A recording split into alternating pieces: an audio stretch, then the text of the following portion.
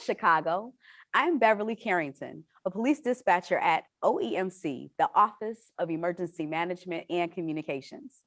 At OEMC, we not only handle emergency calls through the 911 call center for the city, but also non-emergency calls via the 311 City Service Call Center.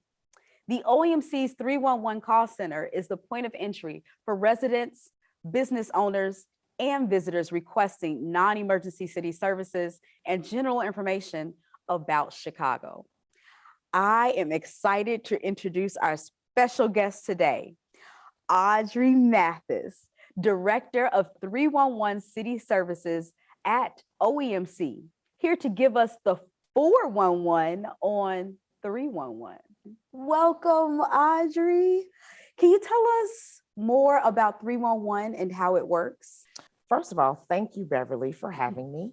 Yes, 311 is the gateway to all programs and services that the City of Chicago provides to its residents, businesses, and visitors. We also receive calls about information like event street closures, towing information, or customer service inquiries for both our Midway and O'Hare airports. But I want to kind of explain the city service process a little more. So when a resident calls 311 for city services, a service request is created and then automatically routed to the proper city department. The caller receives a service request number, and any other follow-up information is provided so that residents can track the progress with those service requests. A checklist of the various steps to resolve the problem is then formulated into what we call work orders. City crews are then assigned to these work orders and respond as necessary. So each crew work order is monitored. Additional information is added for activities as necessary. And then all of these things are wrapped up for resolution. So residents can also then, and which we strongly encourage, sign up for to receive a text message or an email to get updates and be notified when their work is completed. Okay. What types of services can be assessed through 311? So residents can request services or report issues such as graffiti removal, street lights out, building violations, rodent baiting, senior well-being checks, garbage cart maintenance replacement, just to name a few.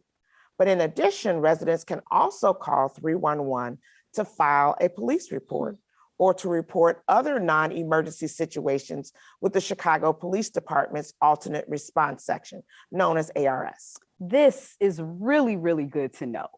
Now, if you can call 311 for the police, I'm going to talk about the difference between 911 and 311. I'll go with 911. So you can call 911 when there's a crime in progress, when there is immediate threat to life or bodily injury, when there is major property damage or loss due to a crime, to report a life-threatening medical emergency that requires an ambulance, to report a fire, to report a hazardous material incident, also to report suspicious activity, a suspicious person, or suspicious objects. So when you call 311, as I've also mentioned, you're requesting city services or information. You're reporting maybe rodent baiting, lights out, graffiti, etc. You're requesting some information, perhaps the date and time of your local CAPS beat meeting, information on a city program, or to locate the nearest cooling or warming center.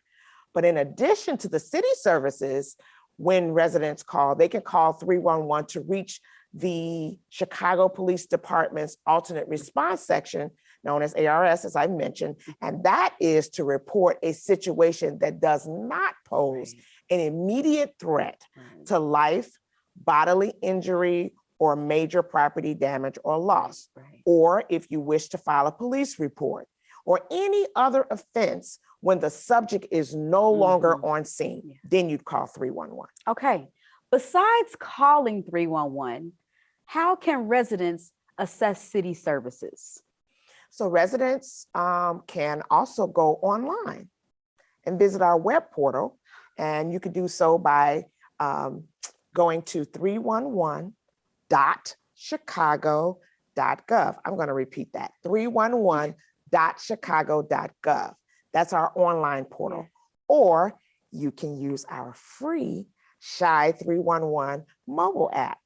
And you can get to that by downloading it from the Apple Store or Google Play. Again, let me say free. Or people can call their local alderman. The alderman's office also have access to the same system to report any city services. Do I have to give my name when I submit a service request or report an issue? So in most cases, residents may request services or report issues anonymously using the mobile app, website, or when you call. But there are a few service requests that require personal information for follow-up. Example, cab feedback. Okay. There's some general information that our operators may not have, so we need to be able to follow up with the complainant. Yeah. Also, with regard to a water lead test kit or any instances where an inspector needs to come inside, we need to be able to have that contact information. We also have a program we do annually called Roof and Porch. We definitely need your follow-up information. But generally speaking, as I've indicated, in most cases, you can call and report any requests anonymously. Okay. What if English is not your first language? Are there operators available for residents who speak other languages when they call 311? So our 311 operators are ready to assist any caller in their preferred language with the use of a language line bank that we use, and it has access to over 240 languages. Okay. Does the 311 call center operate from 9 to 5, or can you call anytime? Yes, you can call us anytime. The 311 call center is open for business 365 days a year, 24 hours a day, 7 days a week. How many calls does 311 receive annually? So it varies, but last year, the 311 call center received just over 2.9 million calls. Wow. Of all the requests 311 receives each year, what are the top 5 city service requests received by 311? So last year, the top 5 city service requests called into 311 were street light out complaint, shelter request, garbage cart maintenance, abandoned vehicle complaint, and rodent baiting rat complaint. Since we are now approaching the winter months, are there services that you wish to inform the public of? Sure. Yes. Shelter requests. That's typically for our homeless population or people who just need to have shelter. We get a lot of requests regarding no heat complaints. We also get several requests for building violation complaints when apartment heats fall below 68 degrees during the day or 66 degrees overnight. We also get several requests regarding the location of the nearest warming center. And generally, we definitely get complaints about ice and snow. So let me go over a few things about ice and snow. It's important that people shovel their sidewalks, and that is especially for safety. We also want to remind residents during snowstorms that arterial streets are plowed first, but once they're passable, then streets and sanitation then moves to our neighborhood side streets. Also, alleys are not plowed, they are only tracked. And this is to avoid blocking vehicles in the garages. So those are our winter codes. I just want to remind the public it is important, but we want you to know, we want you to stay safe this winter. Well, thank you, Audrey, for all of the information that you've given us today. I hope this information was helpful. And now we're going to have more information regarding a new program at the OEMC, Safe Chicago.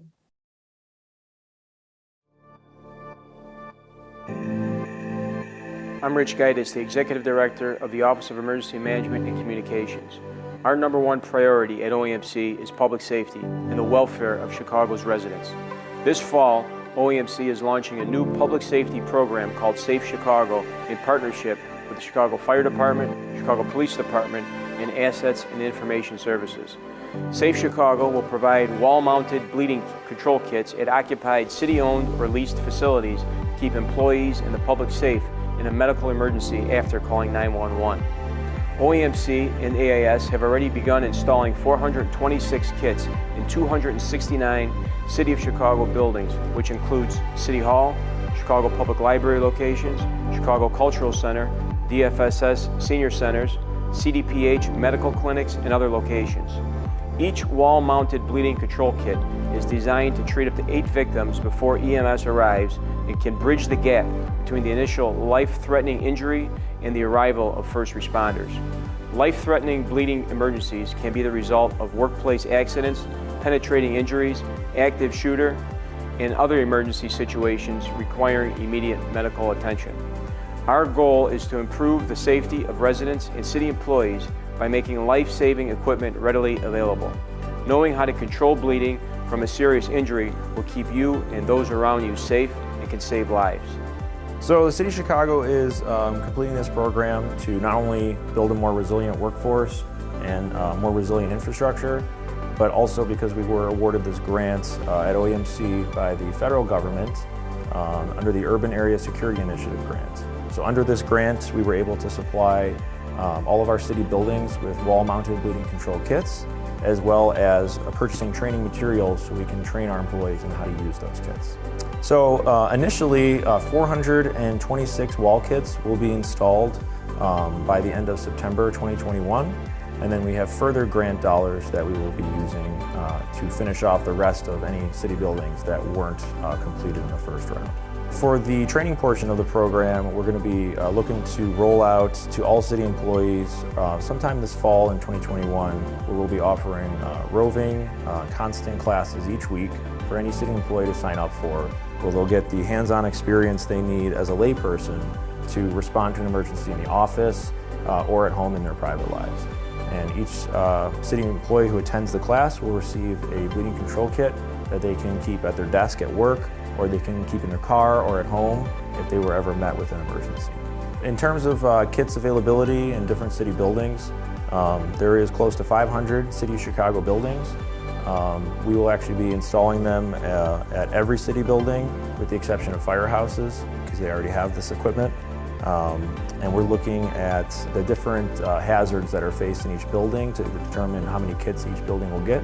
So for example, City Hall will be receiving 28 bleeding control kits. There's about 2 to 3 on every floor. That way they have the capabilities on all sides of the building. Whereas if it's a smaller Chicago Public Library branch, they will receive at least 1 kit at their main entrance for use in an emergency.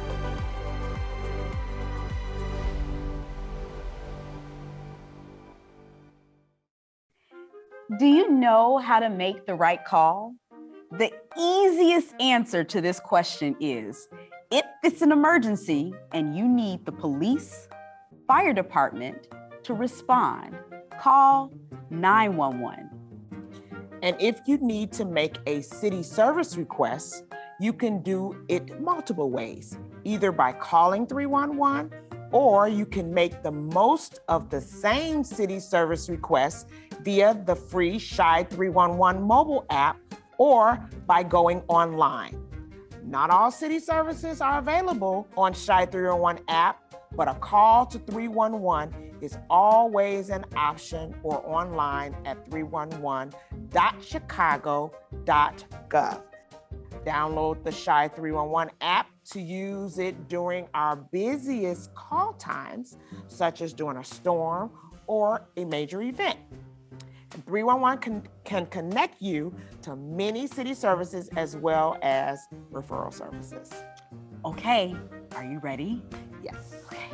So, arm stick up, call 911. Garbage pickup, call 311. I want to confess, call 911. I want to recycle, call 311. Burning building, call 911. Burning question, call 311. Escaped convict, call 911. Escaped poodle, call 311. Major emergency, call 911. Minor annoyance, call 311. Raging fire, call 911. Down wire, call 311. Home invasion, call 911. Water in basement, call 311. Civil unrest, call 911. Shelter request, call 311. Remember to make the right call, Chicago.